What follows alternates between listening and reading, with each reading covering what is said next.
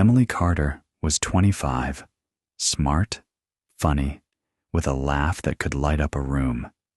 She worked at a local animal shelter in a quiet Oregon town. She loved her rescue dog, always brought homemade muffins to her coworkers, and posted sunset photos with poetry captions. Everyone adored her, especially Caleb Ford. He was the charming type, polished, kind, the guy moms wanted their daughters to marry. They met at a farmer's market. Their first date was homemade pasta and a bottle of wine on his balcony. Emily, in a saved voicemail. He's like, almost too perfect. Is that a thing? But behind the smiles and date nights, things weren't as picture perfect as they seemed. Emily's friends started noticing changes. She stopped coming to girls' brunches. Her texts got shorter. Her Instagram went dark. And once, her coworker caught a glimpse of a purple bruise on her wrist. Coworker. She said it was from bumping into a cabinet, but her eyes said something else. Then, one night, she vanished. October 14th, a Thursday. Emily didn't show up for her shift, didn't call, didn't answer texts. By 10 p.m., her friend Gina drove to Emily's place. The porch light was off. The dog was crying inside. Gina called the cops. Narrator. Inside there was no sign of forced entry. No struggle, no blood, just a half-drunk mug of tea and a phone left charging on the nightstand. The investigation began, and all eyes turned to Caleb. Caleb told police Emily left his house around 9 p.m. the night before. Caleb, police interview. She said she had to walk her dog. She kissed me goodnight. That's it. He seemed calm, polite, cooperative. But when the detectives checked street cameras, there was no footage of Emily walking anywhere that night. No sign of her car, no transactions on her bank cards, nothing. And then, the whispers started. Detectives found search history on Caleb's laptop. How long does it take a body to decompose? Untraceable poisons. How to erase GPS data. And then, an anonymous tip. A jogger had seen Caleb's truck near the edge of Granger Lake at 2 a.m. the night Emily disappeared. Narrator. The same lake where police found a torn piece of Emily's scarf 2 weeks later. But there was still no body. No blood, no murder weapon, only speculation. 9 months later, the prosecution brought Caleb to trial. The media exploded. Boyfriend of missing woman charged with murder. Justice for Emily begins. The trial lasted 5 weeks, and it was brutal. The scarf was entered as evidence. Friends testified about bruises and fear. The search history was displayed in full. But Caleb's defense was airtight. Defense attorney. There is no physical evidence tying Caleb to any crime. No fingerprints, no blood, no body, no cause of death. And the jury believed him. Narrator. After 3 days of deliberation, they returned with a verdict that would stun the nation. Not guilty. Emily Carter's case was declared unsolved. Caleb walked out of that courtroom a free man, until 5 minutes later, when everything changed. The dead girl returns from he was found not guilty, but his victim testified. A courtroom chaos. Gasps echoed like thunder. The judge tried to restore order. Cameras clicked. Reporters screamed questions. Deputies moved in fast, surrounding the woman. Emily Carter was alive. Caleb Ford, the man just cleared of her murder, froze in place. His face drained of color. His lawyer grabbed his arm, whispering urgently. But Caleb didn't hear him. His eyes were locked on the woman everyone thought he'd killed. Narrator, tense. She wasn't a ghost. She wasn't a hallucination. She was flesh and blood. And she had something to say. Where had she been? Emily was taken into protective custody immediately. Her body was covered in healing bruises. She hadn't eaten properly in weeks. She was clearly traumatized. A psychologist was brought in, then detectives, then federal agents, and slowly, Emily began to talk. Emily's story. She hadn't disappeared on her own. She hadn't run away. She hadn't staged anything. She had been taken. On the night of October 14th, Emily said Caleb drugged her tea. She felt dizzy within minutes. She remembered him saying something about how people never appreciate what they have until it's gone. Then, blackness.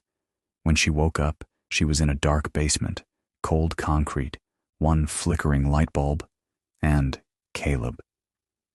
Emily, interview recording.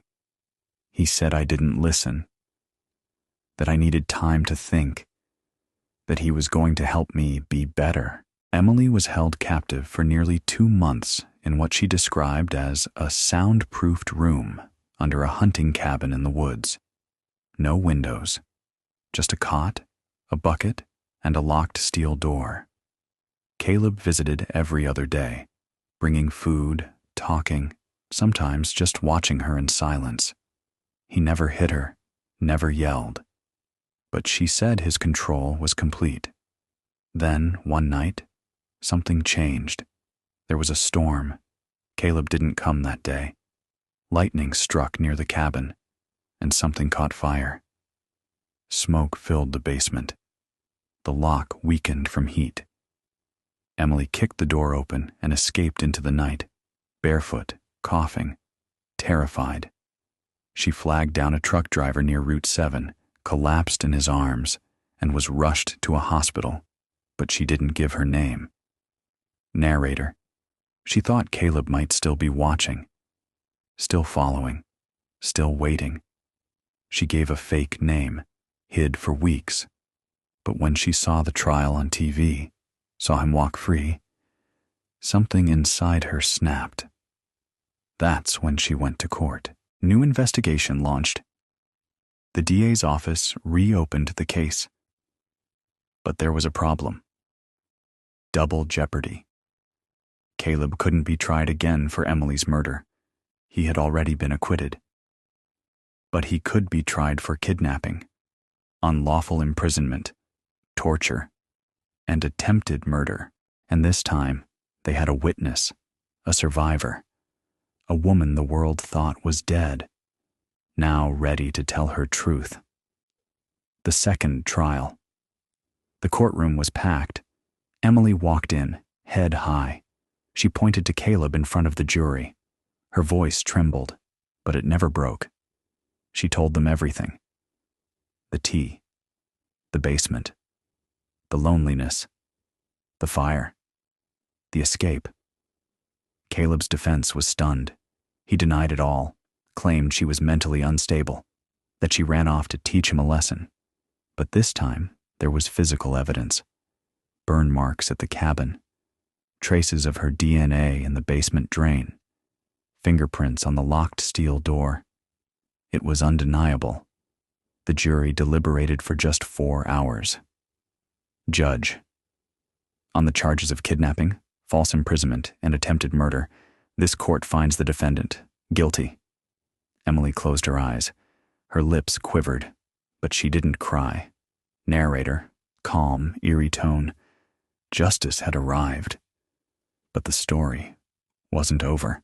2 weeks after Caleb Ford's second conviction, investigators returned to the burned cabin. They wanted to document everything before it was demolished. In the rubble of the basement, under a broken floorboard, they found something.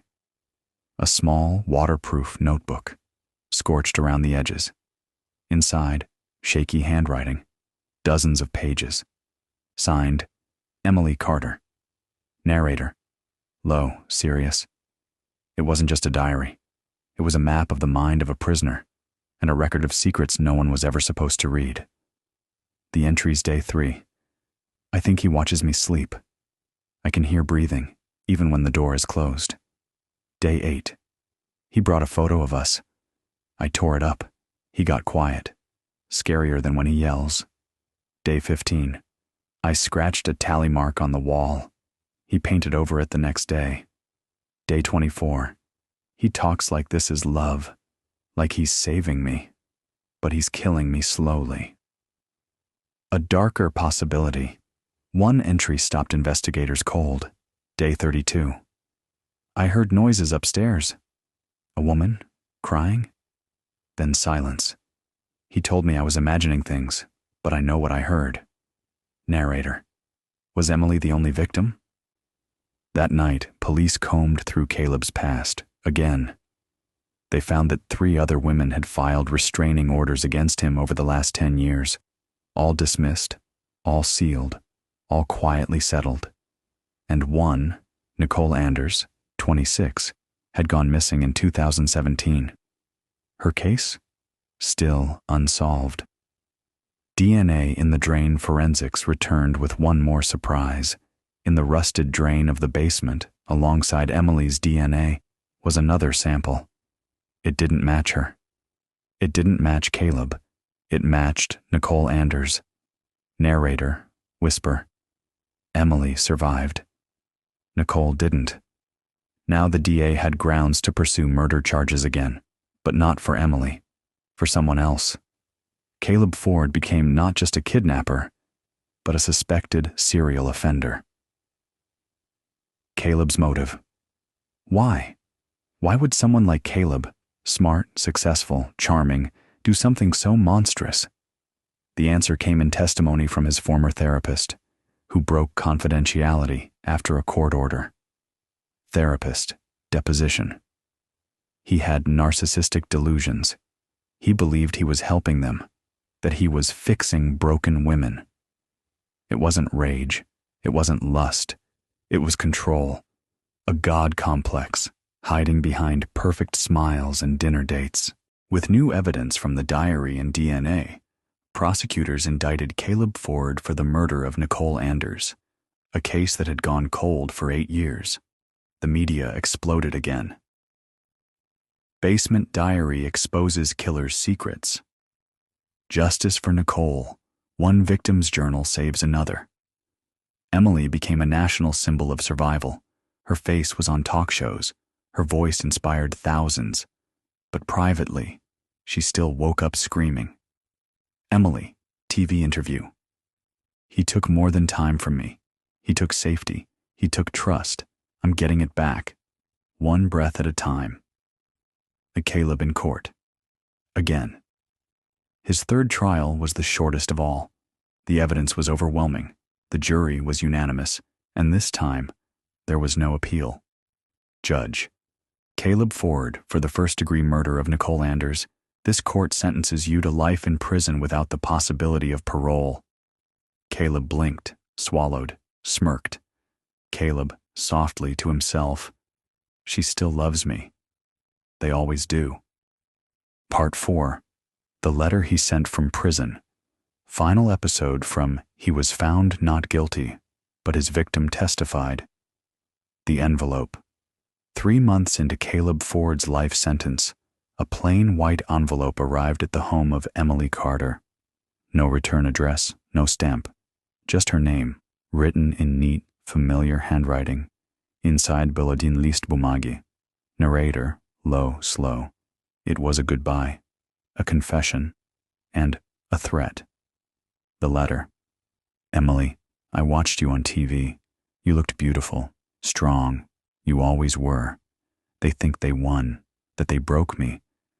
But I'm not broken. You gave them a show. But you and I both know the truth. You didn't escape. I let you go. Because stories need endings.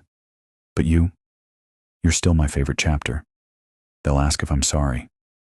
I'm not. I never will be. Because you came back to life, and I made you unforgettable. You were mine, Emily. And in this final place, you still are. Good night, my girl. Until next time. Cow. Cold fear returns. Emily dropped the letter. Her hands were shaking. Her fiancé called the police. The FBI got involved. The prison swore Caleb had no way to send mail. But a guard confessed, Caleb had manipulated a new recruit, convincing him to sneak letters out, claiming they were for his lawyer. It wasn't the first, and might not be the last. Caleb was placed in solitary confinement. The guard was fired. Every outgoing word from Caleb was monitored from that day forward. But the damage was done. Emily stopped sleeping with the lights off. She moved. Again. She changed her number. Again. But some shadows follow you everywhere. 1 year later, a charity was formed in Nicole Anders's name, helping survivors of captivity rebuild their lives. Emily gave speeches, quietly, carefully, always looking over her shoulder. Narrator. She survived the basement, the trial, the press, the truth. But what she didn't survive was the echo. Final moment. A journalist later asked her, if you could say one last thing to Caleb, what would it be? She paused, then smiled sadly. Emily, I hope one day he finally feels small. The end.